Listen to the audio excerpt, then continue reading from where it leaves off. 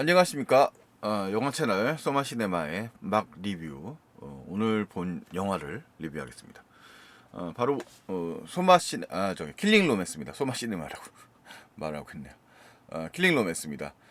킬링 로맨스 이 영화죠. 요 영화가 지금 보니까 호불호가 굉장히 큰 영화에 속합니다. 평론가 지금 요 시네 21의 그냥 20자평만 봤을 때 약 3점, 아주 최악이죠. 3점 하면 이제 그 별 1개 반 졸작해 주는 박병식 평론가도 뭐 이런 거 좋고요. 허나운 평론가는 좋게 줬어요. 3.5 수작이다. 그 나머지 평론가들은 한 2개 반 정도 그냥 평작. 6개면 이제 그 중간 정도죠. 별 3개 정도 되니까. 내용을 보면 민방함, 누굴 탓하기엔 자업자득, 그다음에 뭐 한판 대결, 뭐 SN과 JYP의 헌신 대결, 민가 개그의 풍자 향연, 뭐 이렇게 되어 있고요. 좋게 보신 허남원 평론가는 원체 무규칙이라 해석을 불허하는 이중 코미디, 즘 말여 죽이네. 그러니까 원석 이즘이네요. 이원석 감독을 얘기하는 거죠. 이원석 감독에 대해서 좀 생각을 담고 있는 분이라면, 이원석 감독이 이제 만든 대표작이라고 한다고 하면, 네, 이원석 감독 이게 대표작이라고 한다면 어딨죠? 찾아놓은 게 없지. 네, 찾아놓은 게 없었어요. 자, 이원석 감독의 대표작은 그 남자 사용 설명서가 대표작이죠. 요 감독님이시고요. 패션 감각 이상한 걸로 유명한 또 일종의 그런 인물이시고, 약간 이제 그 좀 상업 영화의 틀로 봤을 때는 설명이 안 되는 좀 독특한 스타일의 좀 그런 거침없는 스타일이시죠. 남자 사용 쓰면서 그 다음에 이제 의상 때문에 욕을 많이 먹었던 상의원, 그 사극인데 이제 패션을 다루고 있는 그런 영화였죠. 그 다음에 이제 나머지는 킬링 로맨스라는 영화였습니다. 전체 관람가에서 라라랜드라는 단편 영화를 연출하기도 했습니다만, 이 장편 영화 세 번째 영화가 되는데, 이 영화는 2020년에 촬영이 돼가지고 지금 개봉된 건 지금 꽤 지났어요. 2021년도작이에요, 사실은. 그런데 이제 개봉이 꽤 늦은 그런 영화 되겠습니다. 개인적으로 이 영화가 어떠냐 하면, 전 재밌었습니다. 솔직히. 이게 일종의 웨스 앤더슨 영화 일단 떠올리게 하는 영화고요. 이 영화 애초에 처음부터 시작할 때부터 이 영화는 뻥이다. 동화라는 사실을 이야기해보자. 라고 할 수 있겠습니까? 이원석식 동화라고 하는데, 뭐 그냥 동화는 아니고 쓴맛 동화 같은, 그러니까 약간 성인용 동화의 느낌으로 연출된 영화 같습니다. 그래서 그 틀이 있는데, 웨스 앤더슨 스타일만도 또 아니고 그런 나름의 개성을 보여주고 있죠. 그러니까 영화의 이제 첫 장면, 그러니까 이 영화의 시작은 액자 구성 형태로 있어서 여기 예고편은 볼 수 없습니다만, 일종의 그 외국 그 어떤 프로그램에 누군가가 옛날 이야기를 전해주는 식으로 이야기가 전개됩니다. 그러니까 이제 배경은 사실상 뭐 최근에 한국이라고 얘기할 수 있겠습니다만, 뭐 그게 설정이 중요한 것 같지는 않고, 그러니까 약간 한국적인 느낌의 개그라든가 동화들이 많이 있습니다만, 이제 이런 식으로 실제 화면 사이즈가 이렇게 처음엔 나와요. 그 외국 나레이터가 영어로 옛날 얘기를 전해준다. 그래서 킬링 로맨스라는 이야기를 전해주겠습니다. 한국이란 나라에 뭐 이런 얘기를 하면서 시작을 합니다. 그리고 이제 등장인물이죠. 랄라테인이라고 하는 가상의 이제 음료 광고의 모델로 알려져 있는 열애라고 하는 인물이 등장합니다. 황열애라고 하는 인물인데, 이 황열애는 열애 라고 하는 말 자체가 가지고 있는 좀 그 연관성이 있어요. 이 황열애를 대표하는 노래가 레이니즘이거든요. 실제로 그 레이니즘이 이 영화의 그 주요 황열애의 그 테마로 쓰였고, 원곡자인 그 정지훈 비가 그 열애이즘이라는 노래를 또 하는데 참여를 하기도 했더라고요. 그래서 이 레이니즘이라고 하는 게 나름 이 스토리텔링에 영감을 준 것은 좀 분명해 보입니다.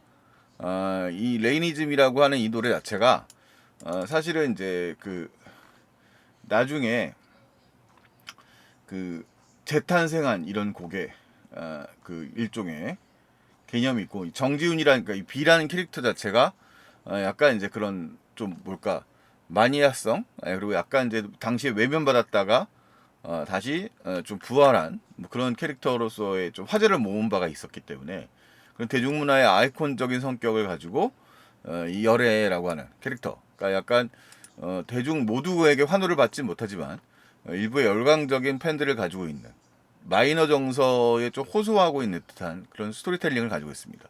꼭 주류의 길, 뭐 성공의 길이라고 하는 것이 한 가지 이야기로만 가지느냐라는 쪽의 그런 개그적인 얘기들을 좀 풀어놓고 있는 영화입니다. 영화의 처음 부분에 보면 이제 이런 그 열애의 이제 스토리가 나오죠. 이 잘 나가던 배우였다가 그 엉성한 SF 영화에 엉성한 연기로 그 온갖 대중의 비난을 받다가 그 이 섬나라 재벌 조나단, 이것도 농담인데 조나단이라 이름 자체가 조나단의 약어 존, 그리고 그 나에서 나시라인 거죠. 존나, 나존, 그러니까 이제 그런 좀 욕설적인 의미의, 그러니까 이제 뭐 그냥 빌런이다 이런 말의 표시어이기도 합니다. 그래서 이렇게 이제 일종의 그 액자의 또 과거의 구성적인 이야기들을 이제 그 꽐라섬이라고 하는 또 역시 과상의 섬, 뭐 그 말 자체부터 이제 다 농담인데 그런 섬에서 이제 인연이 맺어졌다가 결혼을 하게 된 거죠. 그리고 딱 7년이 흐른 다음에 이야기가 전개됩니다. 7년 만의 외출이죠. 말하자면 마릴린 먼로의 주요한 영화 7년 만의 외출을 연상시키는 그런 시간적 구성입니다. 그 시간이 흐르고 나서 이 행복했느냐, 그들의 동화 같은 사랑의 경우가 꽐라섬에 갔던 열애가 조나단을 만나서 결혼까지 하게 되었습니다. 보통 동화는 여기서 끝나는 거죠. 거기서 이제 이 힘들고 어려웠던, 뭐 싱겁긴 하지만 어려웠던 위기를 겪은 주인공이 백마탄 왕자, 지금 보면 승용차가 백마탄이고 이 지금 비추고 있는 것은 이 꽐라섬의 그런 실루엣이죠. 그런 섬입니다만 여기서까지 이제 로맨스예요. 근데 로맨스가 이제 그다음부터 깨지는 것이죠. 그러니까 일종의 결혼이라고 하는 제도에 대한 일종의 뭐 킬링 로맨스, 뭐 그런 설정일 수도 있고요. 뭐 여러 가지 이제 그 현실적인 그런 압박감들이 주는 뭐 그런 것에 대한 뭐 깨짐에 대한 로맨스, 뭐 이런 그 로맨스에 대한 뭐 판타지를 깨는 뭐 그런 얘기인데, 형식 자체가 그런 동화 형식을 취하고 있다는 것이 또 이 영화의 독특함이라고 할 수 있겠습니다. 이 영화는 뭔가를 갖다가 이제 리얼리즘적 감각으로 뭐 현실과 이제 크게 연관시켜서 이해하려고 하면 굉장히 재미가 없어지는 영화죠. 각종 키즈적인 요소들, 그 다음에 이렇게 지금 보고 있는 화면적 요소가 되게 과장적으로 묘사가 되어 있죠. 캐릭터라든가 조나단도 자신의 나르시즘에 빠져 있는 인물로 되어 있고, 그 다음에 열애는 여기 감옥같이 거대한 이런 아무도 감시하지 않지만 갇혀져 있는 듯한 느낌을 주는 공간입니다. 이 공간적 구성 안에 갇혀 있는 열애 상황들을 보여주는 시각적으로 그런 느낌이죠. 그러니까 시각적인 메시지를 통해서 동화적 이야기를 펼쳐나가는 이야기입니다. 조나단이라는 인물을 이제 과시적으로 평가하는 그런 미술이고요. 프로덕션 디자인이고. 자, 그 다음에 이제 이 주변에 그 컬러 이미지 같은 것들도 시각적으로 통일을 했어요. 그래서 지금 이 열애에게 주어지는 것은, 열애는 일종의 그 쇼윈도 부부의 일종의 사육되고 통제되고 관리받는, 그러니까 자기의 자유를 제대로 누리지 못하고 있는 불행한 상태라고 설명이 됩니다. 그리고 그녀를 둘러싸고 있는 스탭들은 모두 이 오렌지 컬러의 옷들을 입고 있는데요. 오렌지 컬러는 이 열애에게 보상처럼 주어지는 에르메스 그 컬러의 메인 색깔이기도 해가지고, 전체적으로 이 주황색이라고 하는 것은 통제되어 있는 열애 상황들을 이면은 시각적인 느낌을 또 주는 그런 요소입니다. 그래서 컬러감 일단은 이 영화 되게 독특하게 되어 있고요. 그런 느낌은 사실 웨스 앤더슨의 영화, 그러니까 평면적 구성이라든가 과장된 공간 안에 고립되어 있는 개인이라든가 이런 식의 느낌들의 표현들, 그리고 이제 그와 대비되는 인물에 대해 또한 그 클로즈업의 좀 접근성이라든가 이제 그런 과장된 표현들을 되게 독특하게 사용되고 있어서 영화의 이제 미술적인 시각들이 굉장히 표현주의적으로 표현되어 있다고 알 수 있습니다. 물론 이 영화는 그런 표현주의의 양식의 뭐 심리적 불안감들을 담기보다는 되게 그 소프트하게 영화가 되게 화사하게 오히려 그려져서 이 영화는 동화다라는 메시지를 그 컨셉을 확실하게 잡고 있는 영화이기도 합니다.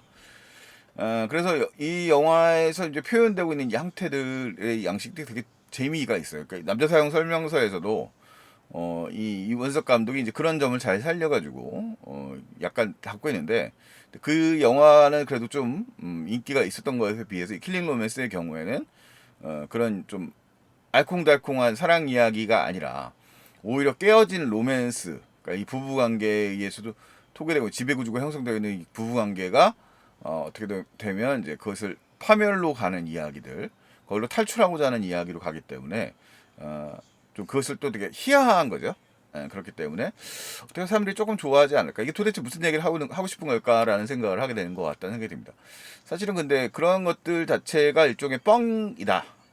이 이야기는 어디까지나 동화다라는 얘기를 계속 메시지를 전하기 위해서 앞부분에 아까 말씀드렸던 그런 장면들이 등장을 했던 거고, 이 영화의 이제 마지막 장면에 이제 타조가 등장하는데 타조가 하늘을 나는 타조가 등장을 하거든요. 애초에 그런 이야기 자체의 전개는 사실 예측이 무의미한 그런 형태의 영화라고 할 수 있습니다. 그러니까 내러티브가 그렇게 아주 중요한 요소로 하기보다는 그러니까 이 사람들이 각각의 캐릭터들이 갖고 있는 그런 뭐 상황들, 그런 시츄에이션 그리고 약간의 은유들이 영화적 재미를 주는 그런 영화라고 할 수 있을 것 같아요.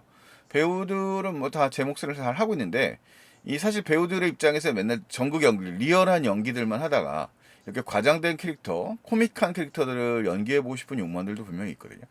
근데 그런 연기에 되게 잘 어울리게 했어요. 그러니까 이성균 배우의 경우엔 이 표정을 일그러뜨리는 이제 완전 빌런 역할을 담당한 거고, 그다음에 이한희 배우는 여기서 이제 뮤지컬 시퀀스의 거의 전반을 책임지고 있을 정도로 상당히 주요한 역할을 담당합니다. 물론 이성균 배우도 그 영화 역할을 담당하고 있죠. 그 뮤지컬 시퀀스의 역할을 담당하고 있고, 그 테마곡을 레이니즘과 그다음에 행복 H.O.T가 불렀던 행복이라는 노래를 갖다가 이제 맞붙는 그런 장면으로 사용된 응용 같은 것들은 굉장히 재미있었던 것 같습니다. 이게 양식적으로 굉장히 낯선 스타일로 만들어진 영화잖아요. 미술이 굉장히 강조된 프로덕션 디자인이 강조된 영화고 배우들의 연기도 양식화되고 과장되어 있습니다. 그런데 그것들을 이제 풀어나갈 때 아까 얘기했던 대로 이건 지금 대결 장면 시퀀스에서 한 장면의 모습인데 이 장면에서 열의 테마곡으로 사용되는 건 아까 말씀드렸던 비의 레이니즘이고, 그 다음에 이 이선균이 이제 일종의 세뇌를 시키는 인물이에요. 자신과 살고 있는 것이 일종의 행복이다. 그러니까 자라고 하는 존재를 무시하고 나의 장식물로 살아가는 것이 진짜 행복한 거다. 이렇게 말할 때 사용되는 음악은 H.O.T의 행복이라는 노래인 거죠. 그것을 이제 그 시퀀스, 노래방 장면처럼 연출했고, 그 장면에 이어서 홈쇼핑과 연결하는 등의 내용들은 한국적인 이제 그런 풍경들을 갖다가 영화 속에 녹여버렸다고 말할 수 있겠습니다.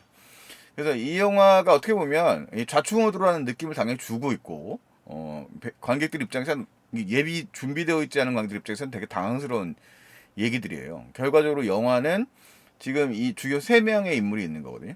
그래서 이 지금 여기 조나단이라고 하는 인물이 있고, 그다음에 열애라는 인물이 있고요. 그다음에 이 버무라고 하는 인물이 있습니다. 버무는 순수한 팬인데, 근데 이 친구의 역할을 일종의 한국적 상황, 입시 상황에다가 이제 맞물려놨죠. 사수생, 모든 가족이 서울대를 나왔고 얘만 서울대를 못 가서 사수를 하고 있는 아이로 나와요. 그러니까 그런 일종의 그런 틀 안에 갇혀서 꼼짝도 못하고 있는 아이가 갖고 있는 유일한 숭배의 대상이 열애였던 거죠. 그 열애가 우연히 옆집에 이제 이사 오게 되고, 그 옆집에 온 이사한 열애가 원하는 탈출의 상황들을 돕기 위해서 버무가 나선다라고 하는, 뭐 지극히 이상하지만 어떻게 보면 그런 좀 진심, 순수함의 관계를 팬과 그런 그 스타를 좋아하는 순수한 팬의 마음으로만 인식하고 있는 것이 아닐까. 그러니까 버무가 일종의 사수생이기 때문에 일종의 능력치가 생겼다는 설정 같은 것들은 그만큼 인내심을 많이 가지고 있는 인물이라는 뜻이기도 하거든요. 그러니까 능력이란 게 동물들과 대화하는 건데, 그 동물과의 대화하는 장면이 나중에 이제 타조와의 대화 장면에 활용이 됩니다만, 그런 식의 설정이라든가 일종의 한국적 개그죠. 사수오수라고 하는 개그들 자체가. 그다음에 뭐 오수생도 등장을 합니다. 오수생도 또 능력치가 있습니다. 그가 또 활약하는 모습들도 보시면 그게 흥미롭고, 그러니까 이 사람이 이제 일단은 처음에 이 조나단을 제거하려고 하는 방법이 지금 나와 옷을 보고 계십니다. 극열지옥 같은 방식이에요. 그러니까 극열지옥이라는 게 이제 불가마라고 하는 한국적 상황들을 설명하고 있는 거고요. 거기에 이제 여러 가지 개그들을 섞어가지고 이 영화를 설정하고 있습니다. 이 컬러 톤이라든가 이런 것들의 컨셉들과도 보면 굉장히 그 생경한 느낌을 주면서도 독특한 질감을 가지고 있는 영화라고 할 수 있겠고요. 서울대 마크가 일부러 강조되어 있는 티셔츠의 등장, 그 다음에 여기 입시학원에서도 오직 서울대라고 하는 것이 강조되어 있는 이제 우리의 현실인 거죠. 이게 사실은 한국 사람들에게 일종의 입시 제도로 가는 건 좀 지독한 내적 상흔 같은 공감들을 형성한다는 느낌이 들어요. 그래서 이 영화의 범수의 경우도 뭐 문제가 있는 인물이 전혀 아니지만 이 서울대라고 하는 목표치를 위해서 굉장히 좀 다닥다닥 붙어 있는 곳에서 청춘을 낭비해야 되고 있는 상황들을 보여주고 있는 뭐 그런 상황들을 보여주고 있는 거죠. 근데 그 속에서 이 사람이 구하려고 하는 열애를 구하기 위해, 열애는 사실 뭐 불가에서 말하는 미래에 등장하는 부처이기도 하니까 이 사람에게 구원자일 수도 있겠죠. 열애에게는, 이 범수에게는. 그래서 일종의 이 영화는 일종의 되게 한국에 대한 일종의 은유를 슬쩍 끄집으니까 그러니까 한국 사람들이 꿈꿀 수 있는 동화적 상하, 동화적 판타지를 넘겨주는 겁니다. 그러니까 이 사람이 애초에 조나단이 등장하는 것 자체가 남쪽이고 남쪽이라고 하는 남쪽이 어떤 남극의 섬이거든요. 남극의 섬의 주인이라는 설정, 그러니까 무슨 남태평양 같은 쯤의 느낌의 섬이에요. 그 섬에 살고 있는 조나단이라고 하는 왕자라고 하는 설정인데 이것이 일종의 허구적 인물이라고 할 수 있겠죠. 나에 대한 집착 뭐 이렇게 나와 있는데 그래서 그런 이야기들을 그냥 좌충우돌한 시츄에이션한 상황들을 던져나가면서 이야기를 풀어나갑니다. 그래 이 범죄를 시도하는 것 자체가 좀 과장되어 있는 경향을 보여줘요. 그래서 말하자면 아까 뭐 이 조나단이라고 하는 인물이 땅콩에 알러지가 있다는 설정을 이용한다든가, 그러니까 천국 그때 먹는 게 이제 그 냄새를 그 땅콩의 맛을 가릴 수 있는 청국장을 이용한다든가 이런 설정들은 어떻게 보면 또 한국적 개그들이죠. 그런 개그들이 막 복합적으로 섞여 있으니까 관객의 입장에서는 이게 도대체 무슨 얘기인가라고 당할 수도 있겠는데 그냥 힘을 쭉 풀고 보면 그 상황들 자체가 어떻게 보면 웃기는 상황들인 거죠. 결론도 굉장히 황당하게 이제 마무리가 되는 상황으로 끝나는데 저는 그런 톤 자체가 재밌더라고요. 그 영화 다 크레디트 끝나고 이 영화 또 심지어 쿠키도 있습니다. 쿠키 영상 같은 것도 등장하는데 뭐 그것도 허무하긴 하지만 어쨌든 간에 이 영화를 볼 땐 조금 더 가벼운 마음으로 그 다음에 약간은 뭐 뭔가 이게 무엇을 연상하는가, 이게 영화를 보면서 많은 사람들이 자꾸 연상을 하는데 이 영화는 그 연상의 부분들 그 안에 내포하고 있는 의미보다는 안에 있는 표현적인 형식들을 가지고 노는 그런 영화라고 말할 수 있을 것 같아요. 저는 오히려 이런 좀 가벼운 느낌의 영화들이 독특한 질감을 가진 영화들이 자꾸 등장하는 것도 굉장히 좋은 현상이라고 저는 생각을 합니다. 뭐 이런 느낌. 그러니까 이런 영화들이 사실 안 만들어졌어요. 이 영화도 잘 보니까 워너브라더스가 한국에 투자 때 만들어졌던 영화더라고요.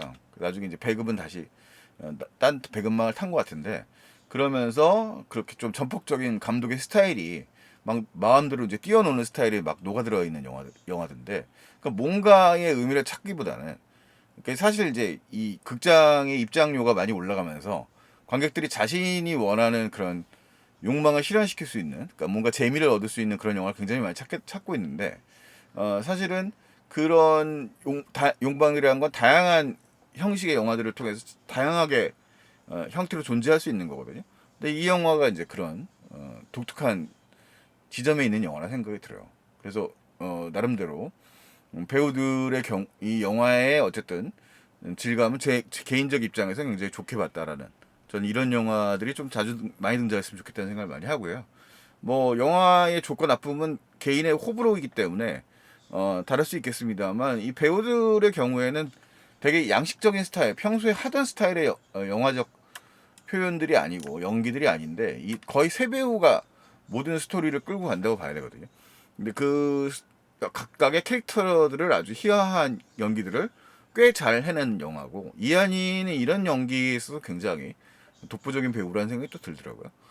그래서 이 영화에 보면 뮤지컬 시퀀스 자체는 조금 아쉬운 부분들이 있는데 조금 더 뮤지컬 워낙 잘 만들어진 편집이 잘 된 뭐 영화들이 많이 많기 때문에 그런 점에서 좀 아쉽긴 합니다만 이 영화에선 그런 어쨌든 한국에서 그런 연기를 해낼 수 있는 몇 안 되는 배우로서 이한이가 존재한다는 느낌을 확인할 수 있는 시퀀스가 좀 있고요. 이성균의 경우에도 이제 아까 얘기했던 대로 평소에 도식화되고 차분한 연기를 주로 많이 보여왔던 그런 배우였습니다만 이 영화에서 굉장히 과장된 희극 연기에도 재능이 있는 배우라는 사실을 한번 확인하게 됩니다. 공명 배우도 마찬가지고요. 역할에서 평소에 이제 우리가 공명이란 배우를 아는 거는 그렇게 그 극한 직업 정도 말고는 사실 많은 역할을 하지는 않았던 거죠. 그러니까 영화판에서는 뭐 드라마판에서는 좀 출연을 했었습니다만, 근데 여기서는 굉장히 좀 어수룩하고 그다음에 순박한 청년으로서의 연기를 매주 잘해내고 있어서 뭐 배우들의 연기는 뭐 나무랄 데 별로 없다라는 생각이 듭니다. 자 일단 오늘은 뭐 많은 분들이 조금 외면하고 있을 만한 영화 킬링 로맨스를 나름대로 지지하면서 뭐 이런 영화 있으면 어떤가라는 생각을 전 해봤습니다. 뭐 이런 개그와 농담 나쁘지 않아요. 많이 많이 봤으면 좋겠습니다. 근데 많이 보려면 상업영화가 성공을 해야 되는데 조금 장사가 안 되고 있네요. 아쉽게 생각하고 있습니다. 이상 소마 50일이었습니다. 다음에 또 만나 뵙도록 하죠. 안녕히 계십시오.